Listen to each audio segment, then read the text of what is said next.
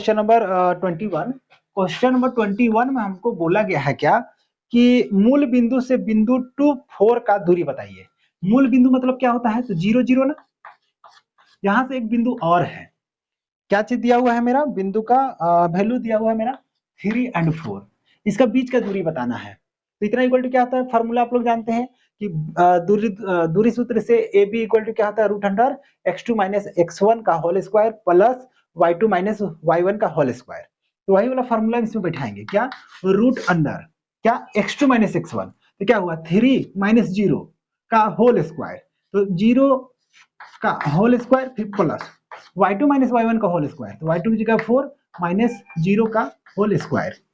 तो कितना हो जाएगा मेरा, यहां से 3 से 0 घटेगा तो 3 आएगा, और 3 का स्क्वायर कितना आया मेरा 9, फिर 4 से 0 घटेगा तो मेरा 4 आएगा, और 4 का स्क्वायर कितना होता है, 4 चौके 16 हो गया मेरा 25, और 25 का वर्गमूल कितना आता है 5। इसलिए यहाँ का जो ऑप्शन है 21 का 5 मात्रक मतलब कि सी जो है वही जवाब मेरा सही होगा। इसके बाद आता है हम लोग का क्वेश्चन नंबर 22। क्वेश्चन नंबर 22 में बोला गया है कि बिंदु 2 5 और 4 7 को मिलाने वाली रेखाखंड का मध्य बिंदु बताइए। यहाँ पर दो बिंदु दिया हुआ है, कितना कितना 2 5 और क्या दिया हुआ है मेरा 4 7, ठीक है। ये दोनों को मिलाने वाला जो बिंदु होगा उसका मध्य बिंदु का निर्देशांक बताना है।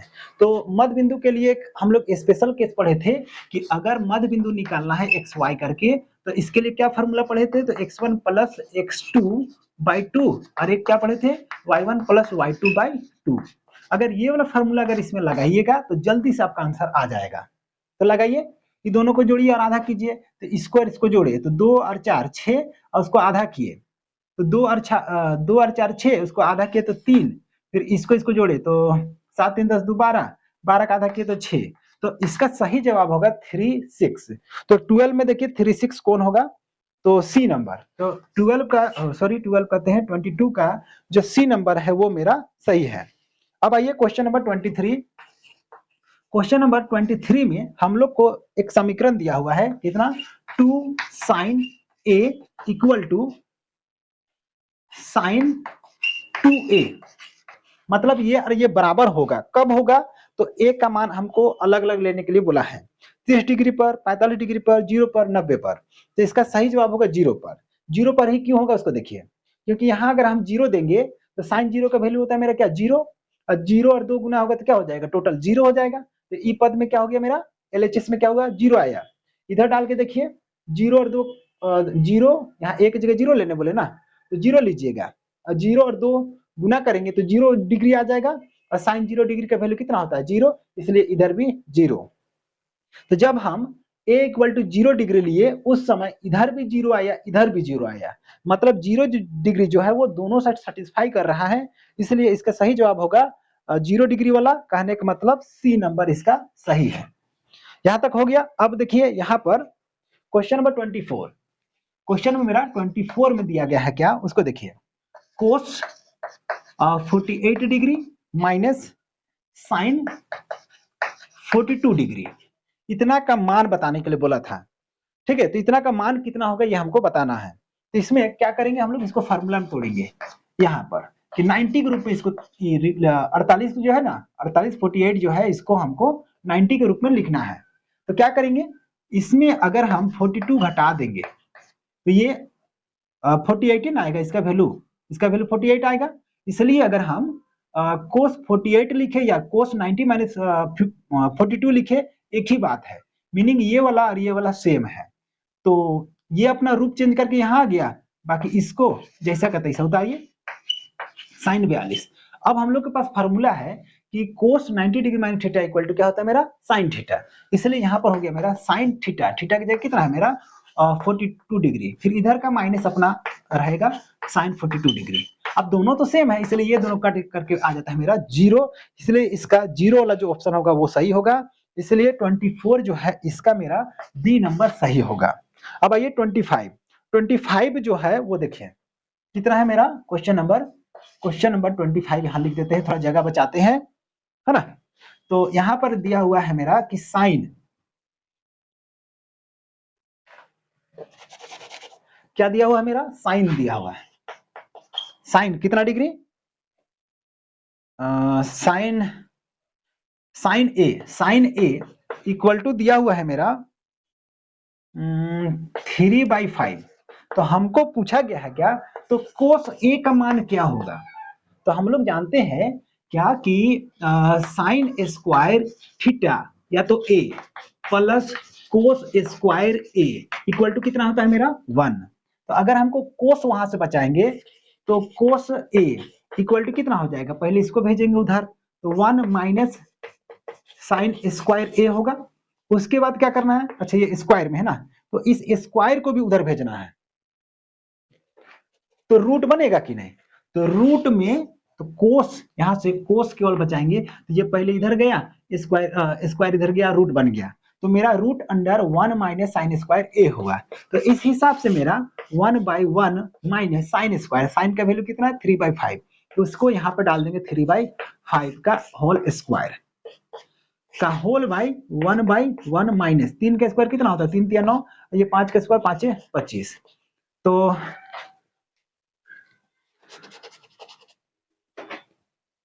25 आ गया। अब दोनों के एलसीएम लीजिए, तो कितना हो जाएगा, दोनों के एलसीएम लेंगे तो 25, यहाँ होगा 25 माइनस 9 रूट अंडर, है ना, इसका वैल्यू हो जाएगा यहाँ 16, यहाँ पर हो जाएगा मेरा 25, इसका जब स्क्वायर रूट निकालेंगे, वर्गमूल निकालेंगे तो 4/5, इसका सही जवाब होगा 4/5। चलिए देखिए कौन सा ऑप्शन सही है, तो इसका मेरा बी नंबर जो है वो सही है। तो इस तरह से 25 का बी ऑप्शन हम लोग का सही हो गया। अब आइए क्वेश्चन नंबर 26 में बोला गया है क्या कि धरती पर एक मीनार ऊर्ध्वाधर खड़ी है। धरती पर एक मीनार है जो ऊर्ध्वाधर खड़ा है, मतलब जमीन है यहाँ पे एक मीनार खड़ा है, ठीक है। और बोला गया है क्या कि धरती के एक बिंदु जो मीनार के पाद बिंदु से, यहां से ये जो बिंदु है वो बिंदु 15 मीटर दूर पर है, 15 मीटर दूर पर है। मीनार के शिखर का उन्नयन कोण 60 डिग्री है, इसका जो उन्नयन कोण है वो 60 डिग्री है, इस मीनार का उन्नयन कोण 60 डिग्री है। तो बोलता है क्या कि मीनार की ऊंचाई बताइए, तो मीनार की ऊंचाई मतलब ये निकालना है, तो आपको दिया हुआ है ये निकालना है ये, तो कौन सा अनुपात पकड़ना पड़ेगा 10, तो इसलिए 10 पकड़ेंगे, 10 कितना 60 डिग्री, तो 10 60 डिग्री इक्वल टू क्या होता है फार्मूला, तो P/B। तो चलिए इसको हम कुछ नाम देते हैं, चलिए A B C नाम दे दिए, एक्स हटाइए, एक्स नाम नहीं देते हैं, एक्स भी देख करके बना सकते थे, कोई दिक्कत नहीं था। तो मेरा क्या होता है P/B, तो P की जगह मेरा आया AB, और ये क्या है मेरा मीनार भी है, बाई B की जगह में आया BC मतलब कि 15। अब यहाँ 10 60 का वैल्यू कितना होता है, तो 10 60 का वैल्यू होता है हम लोग का √3, तो हो गया मेरा AB/15, ये इसके साथ गुना होगा, तो AB इक्वल टू कितना आया मेरा 15√3, तो यही इसका सही जवाब होगा, जो कि ऑप्शन नंबर बी हम लोग का सही है। तो ये जो है क्वेश्चन नंबर 26, ये था मेरा क्वेश्चन नंबर 26 का जो बी होगा ये हम लोग का सही जवाब होगा। तो क्वेश्चन नंबर 27 में हम लोग को दिया गया है क्या कि त्रिभुज PQR में जिसका कोण Q समकोण है, एक त्रिभुज हम लोग को दिया गया है, इसमें जो कोण Q है ना ये समकोण है मेरा, ठीक है, और PQ, चलिए P यहां ले लेते हैं, PQ यहां R कर देते हैं, PQ जो है वो मेरा दिया हुआ 3 सेंटीमीटर, और PR ये जो दिया हुआ है मेरा है 6 सेंटीमीटर। तो हमको बोला है क्या कि QPR मतलब कि ये कोण निकालना है, मान के चलते हैं कि ये थीटा है। इस तरह का क्वेश्चन जो है वो किताब में नहीं दिया हुआ है, लेकिन क्लास में हम लोग इस तरह का क्वेश्चन को बनाने का चर्चा किए थे। तो खैर कोई बात नहीं, अगर आप नहीं जानते हैं तो अभी जान लीजिए कि किसको किस तरह से बनाना है। तो हम लोग को दिया हुआ है क्या, उसको देखिए, यहाँ हम लोग को B दिया हुआ है और ये हम लोग का H दिया हुआ है, तो B और H, तो कौन सा अनुपात है जिसमें B और H आता है, तो कोस थीटा, तो कोस थीटा लेंगे, कोस थीटा इक्वल टू क्या होता है B/H, तो B का वैल्यू है मेरा 3 और H की जगह कितना है मेरा 6, तो B/H, अब काटिए 3 का 3 3 दूनी 6, तो कोस थीटा इक्वल टू कितना है मेरा 1/2, इतना हो गया। अब बताइएगा कि कोस कितना डिग्री का वैल्यू होता है 1/2, तो कोस 60 का वैल्यू होता है 1/2, इसलिए थीटा जो होगा वो मेरा 60 डिग्री, तो इसलिए ये जो वैल्यू है वो मेरा हो जाएगा 60 डिग्री। तो ऑप्शन जो है वो हो गया मेरा सी नंबर इसका सही। अब आइए 28 क्वेश्चन, 28 में हम लोग को पूछा गया है क्या कि एक वृत्त की कितनी स्पर्श रेखा हो सकती है। तो हम लोग जानते हैं कि कोई अगर वृत्त आप खींचिएगा तो इसका एक बिंदु से एक स्पर्श रेखा खींचाता है। तो इसमें कितना बिंदु है? बहुत सारा बिंदु है, अनेक बिंदु है, अनंत बिंदु है, इसलिए इसमें कितना स्पर्श रेखा खींचा जा सकता है? तो अनंत स्पर्श रेखा खींचा जा सकता है, इसलिए इसका जो ऑप्शन ए जो है वो मेरा सही होगा। तो क्वेश्चन नंबर 28 का जो ए है वो मेरा सही हो गया। अब आइए क्वेश्चन नंबर 29, इसमें बोला गया है क्या कि 5 सेंटीमीटर त्रिज्या वाले एक वृत्त है जिसका त्रिज्या कितना है? 5 सेंटीमीटर है। चलिए यहाँ फिगर बना लेते हैं। एक वृत्त है, इसका त्रिज्या जो है वो 5 सेंटीमीटर है। वृत्त के बिंदु P पर, यहाँ इसका 5 सेंटीमीटर वाला त्रिज्या वाला वृत्त है ना, इसका किसी बिंदु P पर स्पर्श रेखा खींचेंगे। मान के चलिए ये P है, यहाँ पर स्पर्श रेखा खींचेंगे। स्पर्श रेखा PQ केंद्र O से जाने वाली रेखा से बिंदु Q पर, यहाँ केंद्र O है और यहाँ इस तरह से जा रहा है, यहाँ पर Q पर मिल रहा है ना, Q पर इस प्रकार मिलता है कि OQ जो है ना वो मेरा 12 सेंटीमीटर है। और बोल रहा है क्या, तो PQ मतलब इसका लंबाई हमको बताना है। तो इसमें एक चीज क्या चीज बोला था कि त्रिज्या जो है वो 5 सेंटीमीटर है, और हम लोग जानते हैं कि त्रिज्या और स्पर्श रेखा के बीच में कितना डिग्री का कोण बनता है? 90 डिग्री। इसलिए यहाँ पर मेरा हो गया 90 डिग्री। ठीक है, तो यहाँ हुआ मेरा 90 डिग्री और ये हुआ स्पर्श रेखा, तो इसी का लंबाई हमको निकालना है। तो इसमें भी पाइथागोरस प्रमेय लगाएंगे। 90 डिग्री के सामने वाला को कर्ण कहते, तो ये कर्ण हो गया।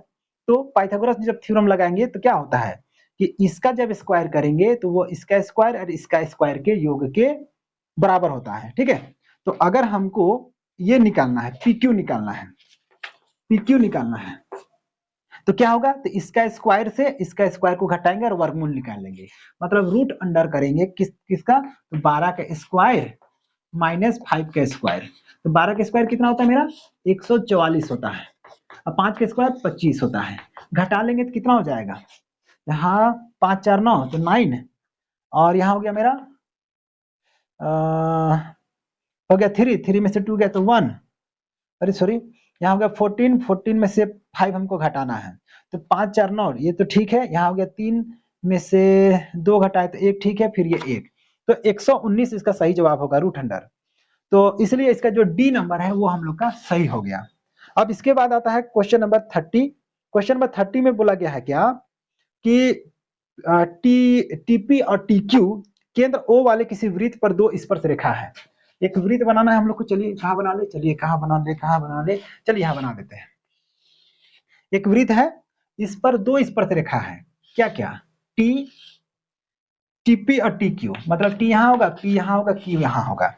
ठीक है, इस तरह है, पर 2 स्पर्श रेखा इस प्रकार है कि कोण पीओक्यू मतलब केंद्र यहाँ है, तो ये जो है यहाँ मेरा कितना बन रहा है? 110 डिग्री का कोण बन रहा है। 110 डिग्री का कोण बन रहा है। हमको पूछा गया है क्या कि पीटीक्यू मतलब कि ये जो कोण होगा वो कितना होगा। तो हम लोग एक थ्योरम पढ़े हैं, उसमें हम लोग देखे हैं कि ये कोण और ये कोण को जोड़िएगा ना तो कितना होता है? 180 डिग्री होता है। तो अगर ये अकेले 110 डिग्री है तो ये कितना होगा मेरा? 70 डिग्री होगा। इसलिए इसका सही जवाब जो होगा वो इसका बी नंबर होगा। तो 30 का क्वेश्चन नंबर 30 जो है इसका बी नंबर जो 70 डिग्री है वही मेरा सही हो जाएगा। अब चलिए बोर्ड को साफ कर